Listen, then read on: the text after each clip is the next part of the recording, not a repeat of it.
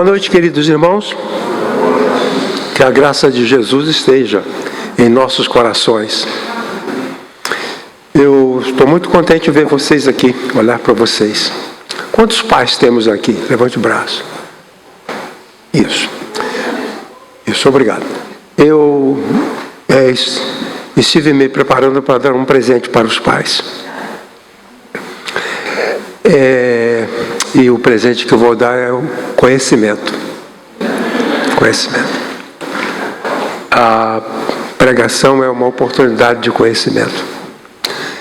Um conhecido meu, que é educador na área empresarial, ele disse que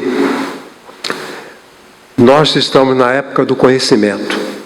Ele falou que a época dos espertos passou. Que houve um tempo que as pessoas se davam bem pela esperteza. E ele falou que as pessoas não se dão mais bem pela esperteza, e sim pelo conhecimento. Porque hoje em dia todo mundo é esperto. Então vai se dar bem quem conhece. É o conhecimento. E é isso que eu tenho para os pais. Meu presente é um pouco de conhecimento. Vamos ler a palavra do Senhor. A palavra diz assim. Muito bem. E vós, pais, não provoqueis a ira vossos filhos, mas criai-os na doutrina e admoestação do Senhor. Palavra semelhante em Colossenses. Efésios e Colossenses dizem coisas semelhantes. Vós, pais, não irriteis a vossos filhos para que não percam o ânimo. Então, em Efésios, o apóstolo diz para os pais não provocar a ira aos seus filhos, mas criá-los na doutrina e admoestação do Senhor. E em Colossenses diz que não irriteis a vossos filhos para que não percam o ânimo. O nosso tema é como ser um bom pai nutridor. Às vezes eu gosto de dar uma palavrinha para explicar melhor o tema. Quando uma mulher tem um bebê e ela amamenta esse bebê, nós dizemos que ela é uma nutriz, tá certo? Nutriz é a mamãe que amamenta o bebê. De acordo com essa palavra do apóstolo Paulo, os homens, o pai também é nutriz. É isso que está implicado aqui.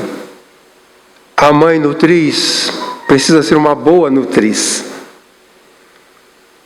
E o pai nutriz precisa também ser um bom nutridor. Então, o pai como nutridor, como nutriz. E como ser bom? Como ser bom nisso? Você é pai, você é um nutridor. Como ser bom nisso? Esse é o assunto. A verdade central, os irmãos me conhecem. O Novo Testamento atribui ao pai humano a função de nutridor em relação ao filho. A mãe é nutriz, o pai é nutriz. Vamos prosseguir. Um importante psicólogo escreveu: o homem é um animal simbólico, ele se alimenta de símbolos. Necessitamos ter acesso às realidades expressas por palavras que são símbolos. Certo? Então aqui eu tenho água, é uma realidade. Qual é o símbolo?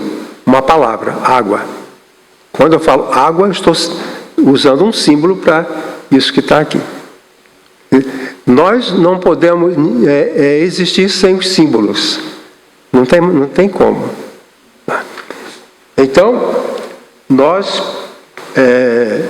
vivemos, nós somos dependentes dos símbolos. Nós vivemos por eles. Nós somos famintos deles. Fala alguma coisa para mim. Se eu peço a você falar alguma coisa para mim, eu estou dizendo, dê-me alguns símbolos. Pois bem, nós necessitamos ter acesso às realidades expressas por palavras que são símbolos. Símbolo é uma realidade lançada ao lado de outra para explicá-la. Então, símbolo é lançado junto. Então, aqui eu tenho uma realidade, eu vou lançar um símbolo, água. Esse é o símbolo que eu coloco aqui para a compreensão do que é isso aqui. Então, eu uso um símbolo. E quando eu falo que o homem é nutriz, é um símbolo. Quando eu falo que ele é um nutridor, ele é um símbolo. Da mesma forma, a mãe é um símbolo. Bom, vamos prosseguir. Para ser melhor... Desculpa. Eu ainda estou na introdução. Errei aqui. Não podemos viver sem símbolos, tais como verdade, justiça, paz, ideia de certo e errado, são realidades simbólicas. Quando um bebê vem ao mundo, necessita de uma nutriz, a mãe, para ter seu desenvolvimento. Se um bebê nasceu e não tem nutriz, ele não sobrevive. Então, quando um bebê vem ao mundo, necessita de uma nutriz, que é a mãe, para o seu desenvolvimento biológico. Por outro lado, para a sua construção moral, social e espiritual, ele necessita de um nutriz, o pai. A confusão que as pessoas fazem hoje em dia sobre o pai, a mãe, a maternidade e a paternidade, essa confusão é um péssimo sinal. A mãe é um papel, pai, outro papel. Eu disse várias vezes para os irmãos, a mãe traz o filho ao mundo, é um papel. O pai o ajusta no mundo, é outro papel. Então, a figura de ajustamento é o pai, e a figura de trazer ao mundo é papel da mãe. Então, nesse caso, a mãe é nutriz, porque nutre no sentido da vida biológica, é o leite. E o pai é também um nutridor para a sua construção moral, espiritual, social. Prosseguindo. De acordo com o texto, a mãe oferece nutrição pelo leite e demais alimentos. O pai deve oferecer alimento pela palavra. Pela palavra. O Deus dos cristãos é conhecido pela palavra. A palavra se fez carne e habitou entre nós. O Deus que veio a nós, veio na forma de uma palavra. O verbo, o logos. E João diz, o verbo se fez carne e habitou entre nós. Esse é o Deus que nós conhecemos. Então, de acordo com o texto, a mãe oferece nutrição pelo leite e demais alimentos. E o pai deve oferecer alimento pela palavra. Jacques Lacan dizia, a pai é uma possibilidade lógica. Quer dizer, é uma possibilidade que existe a partir da palavra. A partir da palavra, há uma possibilidade de se construir o que chamamos de paternidade. Continuando. A paternidade se constrói pela palavra do pai dirigida ao filho. Eu me tornei filho de Deus por aquilo que Ele me falou. Se Deus não tivesse falado nada para mim, eu não seria filho. Só são filhos de Deus aqueles a quem Deus falou. Porque a paternidade se forma pela palavra do Pai. Ok? A nutrição que procede da mãe e a nutrição que procede do pai é descrita pela palavra trófos. Essa palavra forma muitas palavras em português, a palavra grega trófos. Por exemplo, atrofiado. Essa mão não cresceu, ela ficou atrofiada, certo? Hipotrofia. Então essa palavra dá muitas outras palavras em português. Pois bem, e trófos é nutrição. E tanto a nutrição materna quanto a nutrição paterna são entendidas por essa palavra. Quando o apóstolo Paulo diz que a mãe nutre, ele usa essa palavra. Quando ele fala do pai, é a mesma palavra. É como se a mãe amamentasse a partir do seio. E o pai alimenta a partir do intelecto, a partir da inteligência. A mãe dá o seio e o pai fala. Legal isso, né? É isso. Querer entender a realidade de outra maneira não vai chegar a lugar nenhum. A mãe oferece o leite e o pai oferece os preceitos, as normas, os conceitos, os caminhos. Não que a mãe não faça isso, mas o papel primordial, esse papel é primordialmente o papel do pai. Então nós vamos discutir 3 questões sobre esse tema. O pai como nutridor moral. O pai não tem leite, mas tem o cérebro e tem a fala.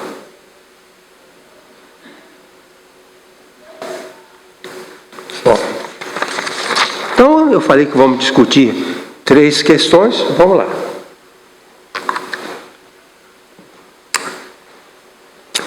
Para ser um bom pai,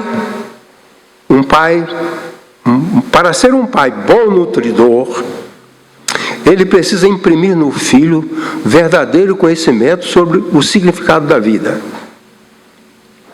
O pai já viu o que é a vida. Ele já entendeu o que é a vida. O bebezinho dele que não entendeu ainda. Então, ele vai precisar entender. Então, é preciso que o pai, ele precisa imprimir no filho o verdadeiro conhecimento sobre o significado da vida. Paulo diz, criai-os na disciplina do Senhor. Disciplina é qualquer coisa que se deve aprender. O professor ensina várias matérias ou disciplinas. Você é um professor de português, a sua disciplina é português, é o que você vai ensinar. Então, há uma disciplina que o pai deve ensinar. Essa disciplina é uma visão do mundo, como é que é a vida. Por exemplo, quando eu era criança, meu pai me dizia muitas coisas sobre a vida, o sentido da vida. E uma das coisas que ele me deixou claro é que o sentido da vida implica em que eu trabalhe. Faz parte da vida o trabalho. É o sentido da vida. Então o pai tem que dizer isso para o filho, desde pequeno. Mostrando o sentido. O sentido da vida é ser humilde, é ser obediente, é ser justo, é ser bondoso. A vida tem significados que a criança, quando vem ao mundo, não conhece e compete ao pai dar esses significados. Ele é um nutridor de símbolos. Nutridor de símbolos. Ele nutre com símbolos e o filho, alimentado desses símbolos, vai saber que caminho seguir. Nutrido, ele vai saber o que seguir. Então diz, criai-os na disciplina do Senhor. Vamos prosseguir. O apóstolo usa a palavra paideia. Eu estou dizendo essa palavra porque são palavras técnicas, né? Não é para atazanar vocês dizendo, mas são palavras técnicas, porque a palavra paideia não vem de pai, vem do paidós, que é criança. Daí vem pediatria, pedagogia, pediatra, pedagogo, vem daí, paidos, pedagogo. Paidos, pediatra. Paidos, pedagogia. Então, a paideia, que vem de paidos, ou paidós, dessa, então, se originam palavras. Certo? Então, a paideia, que é disciplina. Paideia é traduzido como disciplina ou orientação. Ela reúne os princípios padronizados de comportamentos a serem expostos e explicados a todas as crianças, a fim de serem preparadas, aqui está preparadas para uma vida. Então, um conjunto de verdades, a paideia é isso, um conjunto de verdades próprias para as criancinhas que vão crescendo. Por exemplo, o Ricardo diz para a Olívia: não xingue o seu irmão, ou não bata no seu irmão, ou não tire o sorvete do seu irmão. Isso é um princípio da paideia. Deixa o seu irmão comer o sorvete dele e você vai comer o seu. Então, dessa forma, a criança vai recebendo a nutrição para ter uma vida ajustada na sociedade. Então, a criança vem ao mundo e compete ao pai por meio da palavra. É como eu disse para os irmãos, a mãe é o gozo, o pai é a lei. Não adianta querer inverter isso, porque da mesma forma como nós somos formados de um elemento chamado DNA, e não tem como mudar isso. Eu pareço com meu pai, não tem outro jeito. Não dá para mudar. Também não dá para mudar certas realidades e querer inventar coisas. Eu falei, quando existe uma verdade e a nossa opinião é outra, isso se chama heresia. Então, existe heresia na biologia, na química, na religião, na política. Quando as pessoas, em vez de se submeter à verdade, criam uma ideia paralela, que é dessa pessoa, uma ideologia, e quer impor esse pensamento, quer impor essa ideologia. Então, dessa forma, essa pessoa prejudica o desenvolvimento. Se a criança não aprender a falar muito obrigado, se ela não aprender a respeitar o brinquedo da outra criança, se ela não aprender a usar uma palavra aceitável. Outro dia eu estava ouvindo num bar, no mercado, em algum lugar, um homem todo eufórico. Eu vou ser avô maravilhoso, eu vou ensinar palavrão para ele.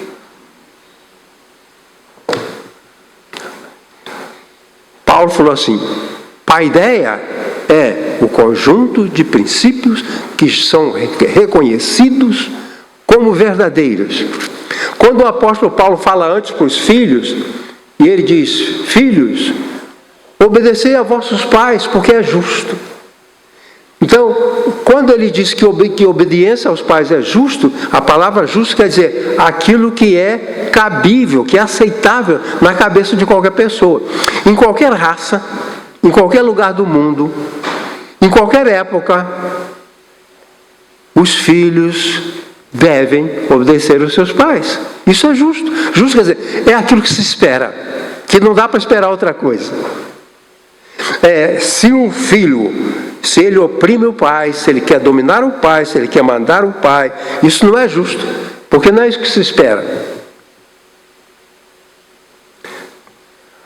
A paideia, a disciplina, implica em que a pessoa, a criança ou o pai, se enquadrem dentro daquilo que é esperado, daquilo que é justo. Espera-se que a gente trabalhe, é justo. É justo trabalhar. Respeitar o próximo é justo. Ajudar o necessitado é justo. São coisas que, diante da condição humana, aquilo é mandado, aquilo é exigido, aquilo é esperado. E aqui dos pais se espera que eles instruam a criança a partir da paideia. Os pais devem ser pedagogos especialistas em conduzir os seus filhos no caminho da vida de ajustados. A palavra pedagogo quer dizer aquele que conduz criança. Ago é conduzir, e para idosa é criança. Pedagogo, condutor de criança. Então, o pai, nesse sentido, ele é chamado para ser um pedagogo. Para ensinar ao filho, mostrar para o filho, as realidades que vão permitir a ele se ajustar na sua existência. O desajustado, aquela pessoa desajustada, é aquela pessoa sem paideia, sem disciplina, sem rumo. Essa é a pessoa que é desajustada. Então, o pai deve ser pedagogo. No passado, no tempo da Grécia Antiga, muitos pais não tinham tempo para instruir os seus filhos. Eram senadores, eram viajantes, eram generais, gente que estava na guerra. Então havia os pedagogos profissionais que trabalhavam para serem instrutores daqueles filhos cujo pai não tinha tempo. Daí então surgiu a ideia do pedagogo. Era um professor, um especialista, a quem o pai entregava o filho para instruir no lugar dele. Quer dizer, eu não posso instruir o meu filho, eu tenho um pedagogo profissional, ele atende em casa, eu mando o meu filho para lá, a empregada leva o meu filho todo dia para passar algumas horas com aquele pedagogo. Nenhuma criança grega poderia ficar sem pedagogo. Se não era o pai, tinha que ser o contratado. Não podia. Não se admitia um menino, 5, 6 anos, que não frequenta nenhum pedagogo. Ou ele frequenta o pedagogo que é o pai ensina para ele, ou o pai vai ter que colocar um pedagogo profissional, um pedagogo pago. Então o pai é o pedagogo natural. Ele é o instrutor natural. O outro comentário: os pais devem buscar ajuda, se preciso, de profissionais, psicólogos, de conselheiros ou pedagogos profissionais. Muitas vezes o pai realmente precisa de ajuda. Há algumas ajudas que são, de certa forma, naturais. Por exemplo, a igreja, a escola. Uma igreja está cheia de pedagogos, né? De pessoas que podem instruir o seu filho. Eu já disse várias vezes para os irmãos, o fato de eu ser feliz com a minha família, o fato de eu me sentir realizado com a forma de comportamento dos meus filhos, eu reconheço, não depende da minha pedagogia. Eles frequentavam a igreja, tinha a velhinha Dona Tertulina, que ensinava para eles: fala muito obrigado, pede desculpa, pede perdão, pede licença. Né? Na igreja tem gente para fazer isso. A igreja tem esses recursos. E eu reconheço que grande parte da boa formação dos meus filhos dependeu daquela professora na escola dominical, que ensinou para eles coisas que eu, como pai, era um pedagogo legítimo, mas esvaziado de oportunidade. Eu fico com pena quando nós temos na igreja, na escola, tanta gente que pode orientar, pode mostrar o caminho, e não são valorizados. E o terceiro é que os pais devem saber distinguir entre a disciplina do Senhor e a disciplina dos ímpios. Paulo não fala assim: instrua o seu menino na disciplina. Não. A ideia é a disciplina conforme o pensamento de Cristo. Então, nós vamos trabalhar, o pai vai trabalhar com um elemento que não é dele. A disciplina do Senhor. A palavra de Deus, os ensinos do Evangelho e muita coisa da sociedade vão nos permitir cuidar dos nossos filhos. Pois bem, o pai tem que saber disso. Muitas vezes, o pai esquece que o que diz lá o hino, né? Temos chefe o Pai lá em casa, mas quem manda de fato é Jesus. Entende? Entende? Eu fico pensando que o pai, quando ele tiver uma coisa, um caminho para mostrar para o seu filho, isso deve ser feito como uma coisa que o Senhor está dirigindo. E se houver um conflito, uma dificuldade, o pai deve buscar o Senhor. Eu fico pensando, irmãos, como seria mais fácil se você tem um conflito com seu filho, um comportamento errado, e você chamasse o seu filho para conversar e disse assim: olha, vamos conversar com aquele que manda em nós dois. Aí faz uma oração. Porque eu quero orientar você, mas quem me orienta é Jesus. Então, o pai exerce a paideia como um instrumento de Deus, para que ele possa ser bem-sucedido na condução do seu filho. Bom, prosseguindo. Para ser um pai bom nutridor, ele precisa ter capacidade de ensinar o filho a fazer escolhas comportamentais acertadas. Aí ele chama de admoestação. A paideia é um conjunto padronizado de instruções que uma sociedade aceita, ou a igreja. Esperamos que os pais consigam fazer isso. A admoestação, que também é no Senhor, aqui diz: criai-os na admoestação do Senhor, na disciplina e admoestação. A admoestação é a capacidade, ou é o elemento de convencimento para o bem. Eu digo assim: olha, bebida alcoólica leva você à loucura, à doença mental, ao divórcio. Bebida alcoólica leva você ao crime. Isso é a paideia. Mas a admoestação significa que eu vou ter que convencê-lo a buscar outro caminho em vez da bebida alcoólica. Eu terei que convencê-lo a deixar o álcool. Por exemplo, o menino está usando maconha.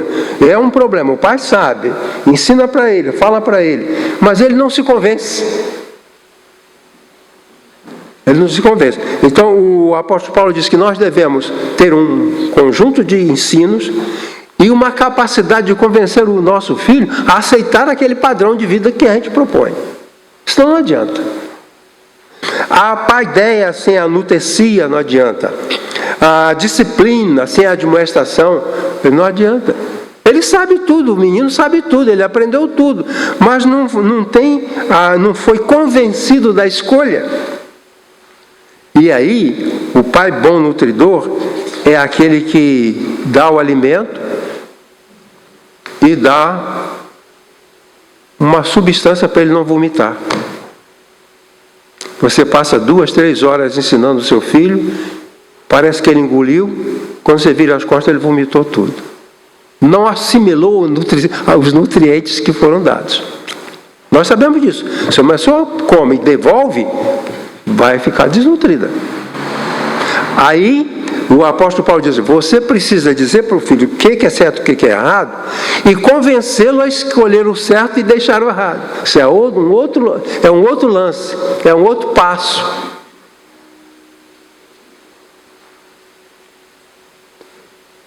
Então ele diz assim: criai-os na disciplina e admoestação. Ensina os valores e convence o filho a aceitar os valores. Do contrário, não adianta nada. Se ele tem a paideia, não tem a nutecia, então não adianta de nada. Vejam só. O pai deve nutrir imprimindo a admoestação do Senhor. Quer dizer, é o convencimento com base na vontade de Deus. Que é um apelo à mente racional e ao bom senso. A palavra admoestação vem de uma palavra grega que é nous. Nous é intelecto. É aquela capacidade, aquela sabedoria para escolher um caminho que é o melhor. Nous é a mente racional. a mente por meio da qual expressamos nossa racionalidade. Não é racional querer viver sem trabalhar. Falta miolo, falta juízo a acreditar que pode viver sem trabalhar. Ele sabe, mas ele não é convencido.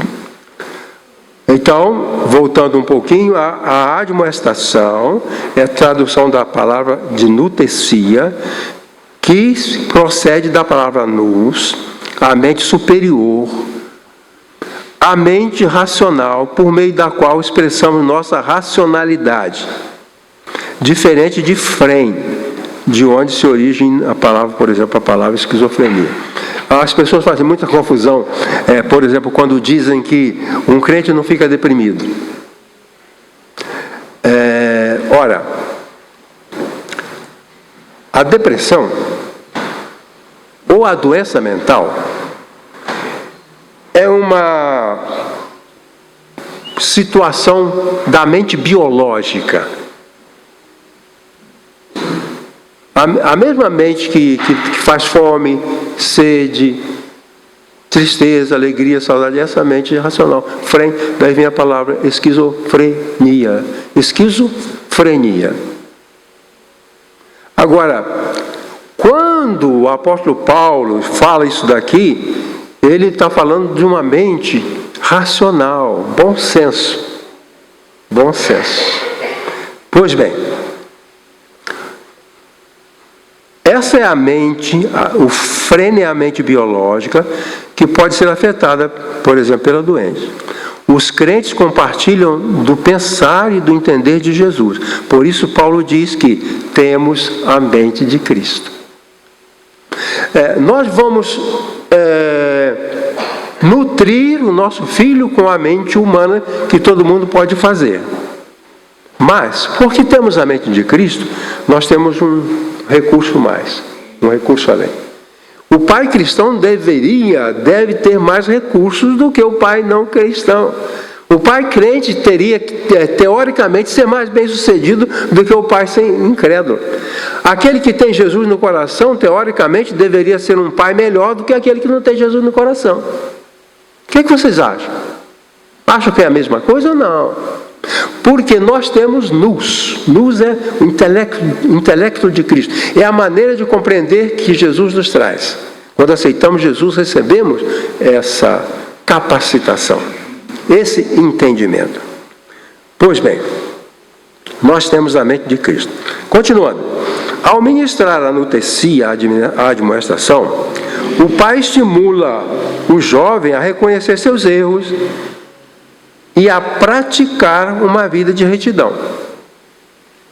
Se eu consigo convencer o meu filho que fuma maconha a deixar de fumar maconha, eu estou sendo bem sucedido na admoestação.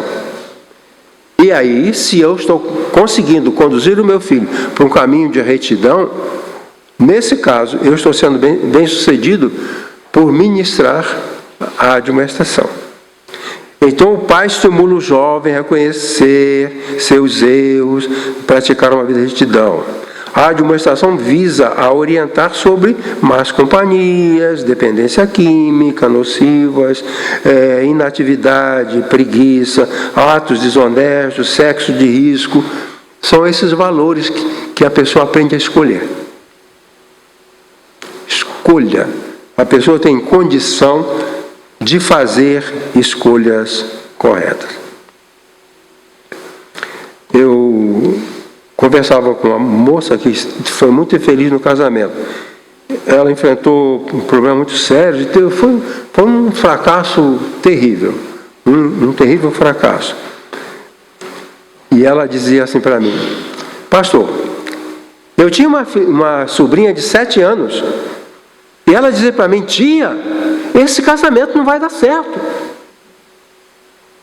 Tia, esse casamento não vai dar certo. Uma criança de 7 anos está alertando, mas ela insistiu e casou e não deu certo. A admoestação é essa capacidade que Deus dá ao pai de convencer o filho sobre o caminho certo e sobre o caminho errado. Aí ele é um bom nutridor. Se eu encontro meu filho com uma má companhia, eu sei que ele está andando com más companhias. E se eu consigo convencê-lo a deixar essas más companhias, eu estou sendo bem sucedido. Porque eu dei a paideia e estou dando a nutecia. Continuando. 3 comentários. A admoestação deve ser praticada sob a influência do Senhor. O ideal é que o pai, chame o seu filho, leia a Bíblia com ele e ore com ele. E depois discuta o comportamento dele. Sabe por quê? Porque essa admoestação ela é considerada no contexto da ação do Senhor. Agora, se nós achamos que a admoestação sai da nossa cabeça, nós podemos não dar certo, porque a admoestação é do Senhor. 2. A admoestação deve ser feita de forma continuada e persistente. Às vezes a gente, como disse para mim um pai, não adianta mais, eu largo para lá, não falo mais nada. Não deve ser assim. A ideia aqui é que essa é uma ação contínua. Nós não podemos desistir, um pai não pode desistir de admoestar o seu filho. Os anos vão passando, ele não melhora, o pai insiste. Não melhora, o pai insiste. Não melhora, o pai insiste. Enquanto você estiver vivo, você é responsável por admoestar. Essa é a nossa tarefa. E a admoestação não inclui castigo físico, grosseria ou arbitrariedade. Irmãos, nunca batam no seu filho ou na sua filha. Não use o castigo físico. Não use. Um escritor americano diz o seguinte: quando a criança vem ao mundo, ela descobre o amor. Muita gente acha que o bebê na barriga da mulher já escuta música, já escuta as declarações de amor, que há uma relação. Não há. Ele vai descobrir essas coisas quando estiver em contato com o mundo. Pois bem, o bebê ou a criança descobre esse universo e lentamente vai crescendo nesse universo. Para ele, então, os psicólogos da psicologia do desenvolvimento diz o seguinte, que quando um bebê é tomado, as mãos têm um sentido para o bebê, de ser querido, de ser amado. Na mente do bebê, as mãos são a maneira pela qual ele recebe aquilo de que ele precisa. Então, a mão seria a fonte do amor. Agora, a criança acha que isso aqui é a maneira pela qual eu produzo bem. Mas se eu puxo a orelha dele, dou um beliscão, ele fica confuso. Porque na cabeça dele, ele não pode esperar da minha mão dor. Ele não pode esperar dessa mão, que para ele é a fonte do amor, um castigo, um machucado. Aqui está o meu filho que apanhou uma vez ou outra. Eu não era muito de bater. Mas sabe por que eu batia? Porque eu era burro. Era ignorante. Eu não entendia nada de criança. Conforme o tempo foi passando, eu fui ficando esclarecido. Que a Irene não apanhou. Não é que ela fosse melhor. É que eu aprendi. Então, se alguém perguntar, se eu bati, bati por ignorância. Eu bati por ignorância. Então, na admoestação não se inclui o castigo físico. Punição existe. Punição existe. O pastor Roque Monteiro de Andrade, ele punia os filhos, ele aprendeu que não adiantava, que não era correto bater. Então, uma fase ele colocava as crianças de castigo. Depois ele ficava com pena. Ele olhava o filho lá de castigo, né? Você vai ficar de castigo até a hora do almoço. Para não mudar a palavra, a criança ficava lá. Depois peraí. Ele não botava mais a criança de castigo.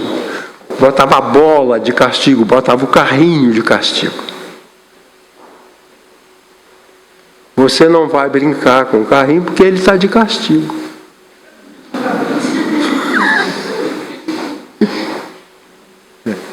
Isso é luz, é iluminação, é brilho. E funciona do mesmo jeito. Quem ele está ligado, a bola está ligada ao carrinho. Se você quer punir, e você coloca a bola de castigo, ele está punido, ele se sente punido. E o efeito dessa punição funciona. Então, no caso da Irene, nem a boneca eu preciso colocar de castigo.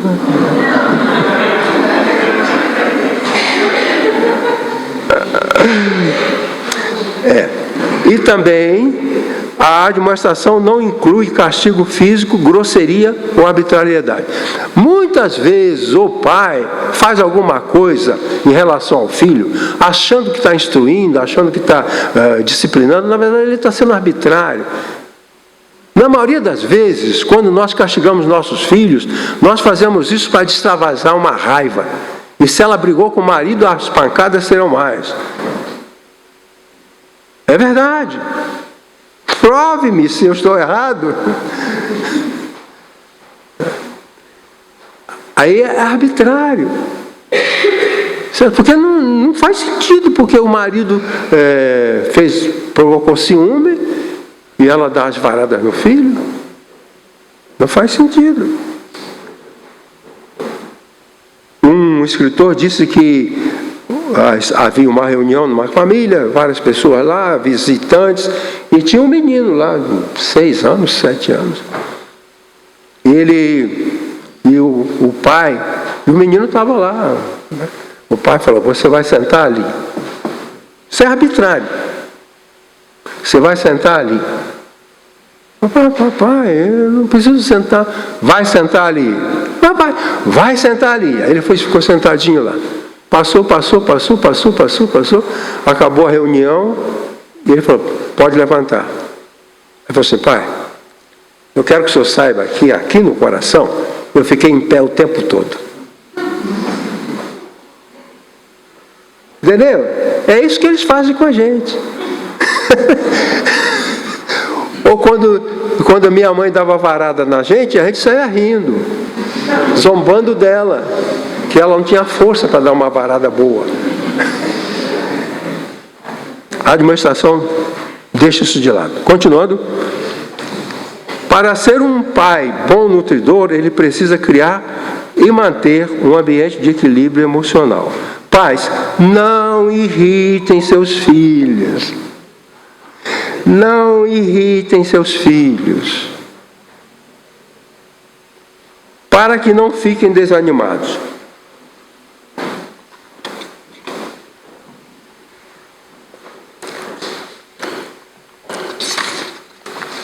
Continuando. Um princípio da comunicação diz: todo comportamento é comunicação, e toda comunicação modifica aquele que a recebe, para melhor ou para pior, e que se expressa em emoções benéficas ou maléficas. O que eu estou dizendo aqui é o seguinte: se o pai vai passear, o filho quer ir junto, e o pai diz, não, você não vai. O pai vai encontrar os amigos, meu pai vai encontrar os amigos, você fica com a sua mãe. Isso é arbitrário. Ele tem um comportamento de rejeição. Isso provoca no filho uma emoção negativa. Toda pessoa rejeitada tem um sentimento negativo. Então Paulo falou assim, para que não fique desanimado, para não perca o ânimo. O ânimo aí, a palavra ânimo, é de onde vem o humor. O humor é o que faz você sentir bem ou mal na vida. Você está alegre, se sente bem, está de bom humor. Está triste, se sente mal, está de mau humor. Paulo disse, se você irrita o seu filho, ele fica de mau humor. Ele sofre. A palavra, para que não percam o ânimo, para que não percam o ânimo. O comportamento do pai, bem como sua fala, podem produzir emoções danosas no filho, como medo, aversão, ira, mau humor, indiferença. O comportamento do pai pode causar no filho danos. Então o apóstolo Paulo diz, cuidado, você pode causar nele um estado de depressão, um estado de raiva, um estado de desvalia. Antigamente eu fazia um exercício mental, tentando descobrir qual era a pessoa que tinha sentimento de inferioridade.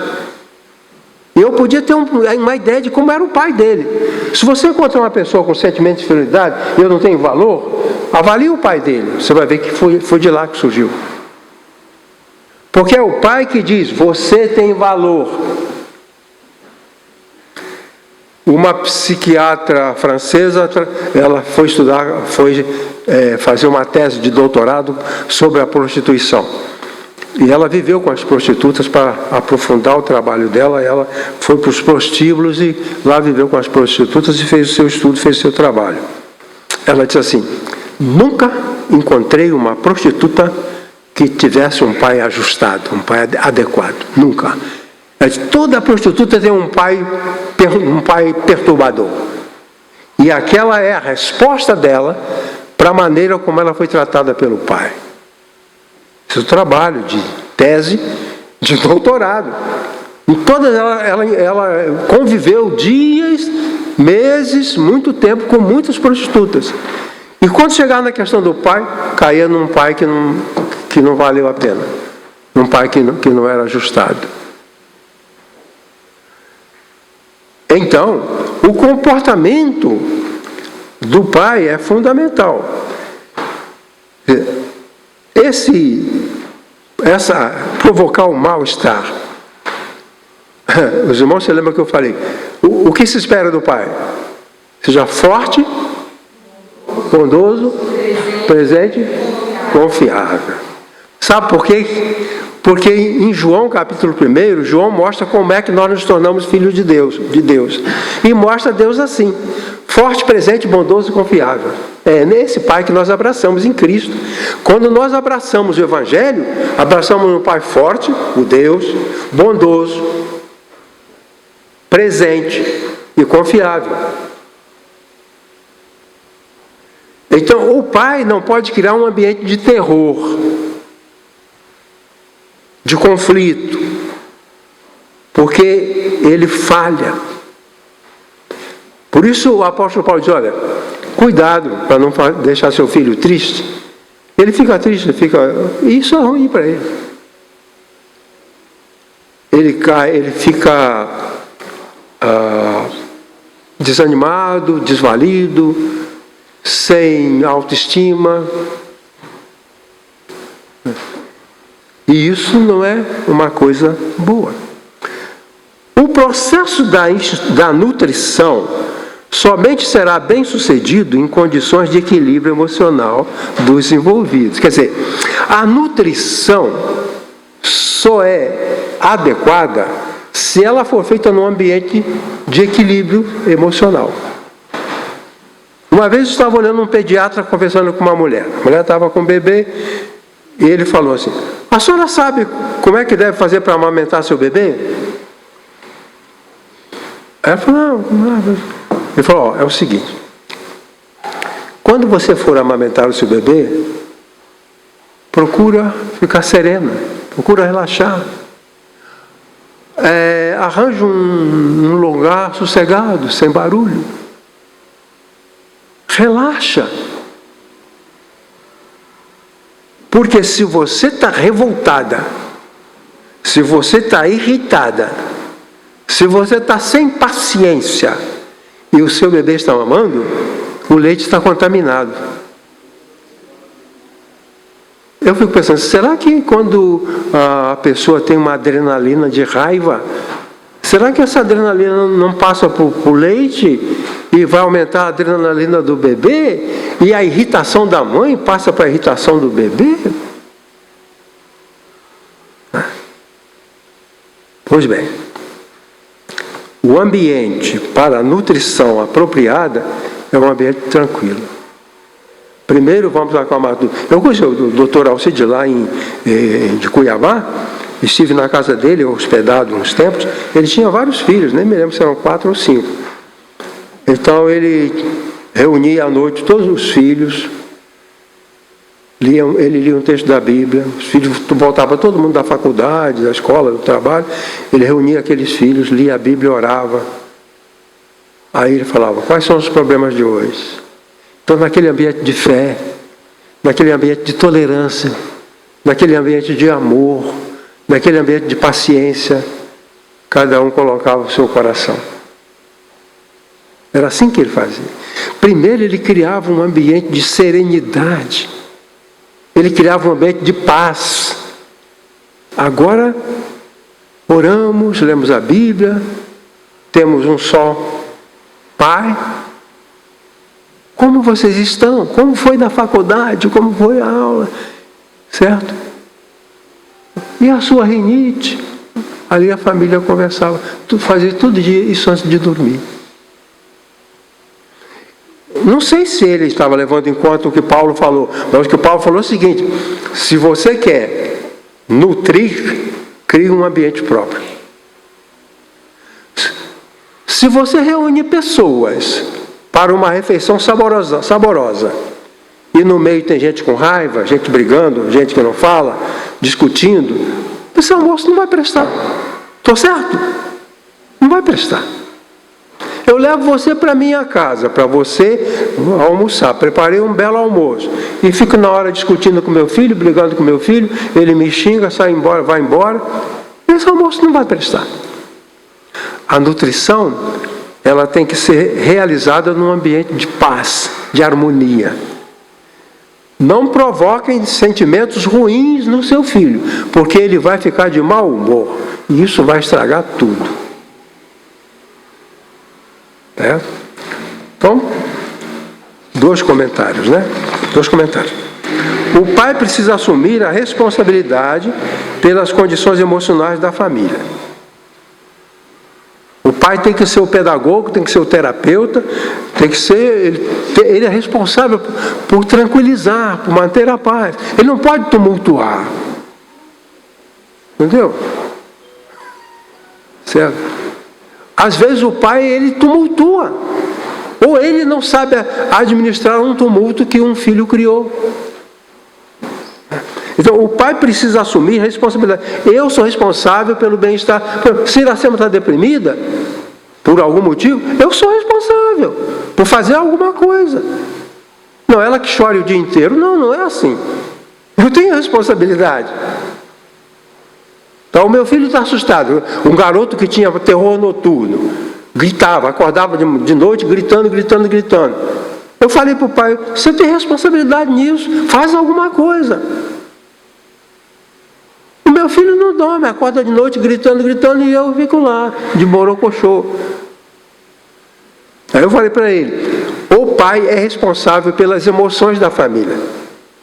Não quer dizer que os pais podem resolver e criar tudo um mar de rosa. Não, não é. Ele vai ter problemas, ter dificuldade, mas ele não pode abrir mão da responsabilidade. Pastor, eu não posso fazer nada pela minha família, mas eu reconheço, sou responsável. Infelizmente, eu não consigo. Mas não abre mão de ser responsável. É o que o Paulo está dizendo, né? Ele estimula o pai a cuidar do bem-estar emocional, para que não fique desanimado, para não fique deprimido, para não perca o ânimo, para que não perca a esperança. Certo? outro comentário.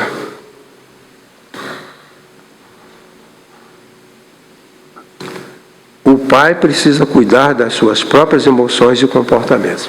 Quer dizer, não é que eu devo me comportar para que a minha família não fique deprimida.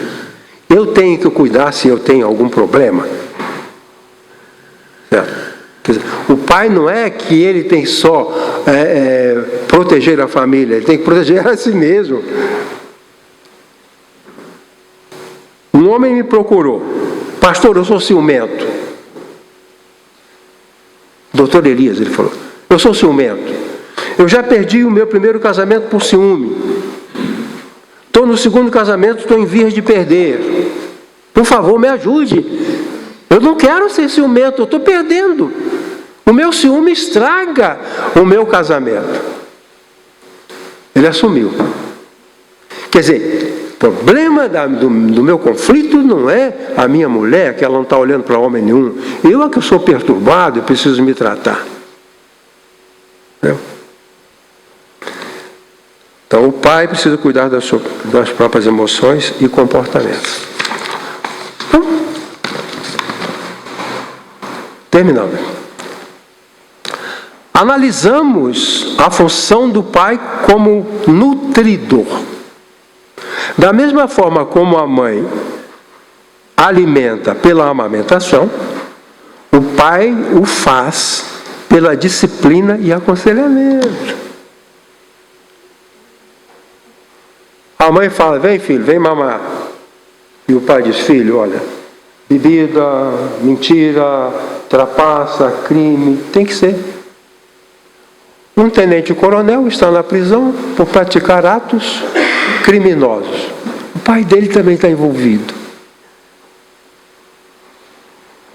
Né?